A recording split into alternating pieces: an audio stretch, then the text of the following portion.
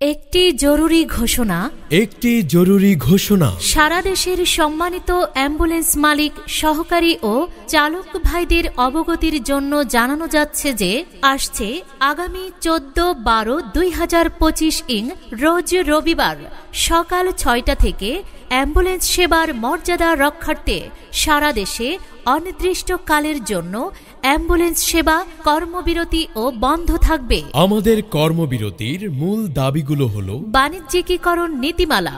Ambulance সেবার বাণিজ্যিকীকরণ সংক্রান্ত নীতিমালাটি মন্ত্রণালয়কে অবিলম্বে চূড়ান্ত অনুমোদন দিতে হবে। নীতিমালা কার্যকর না হওয়া পর্যন্ত সড়কে ট্রাফিক পুলিশের সকল মামলা ও হয়রানি স্থগিত করতে হবে। আমরা জীবনের ঝুঁকি নিয়ে সেবা দেই, আমাদের বাঁচতে দিন। দাবি আদায় না হওয়া পর্যন্ত এই কর্মবিরতি অব্যাহত থাকবে। প্রচারে বাংলাদেশ অ্যাম্বুলেন্স মালিক কল্যাণ সমিতি।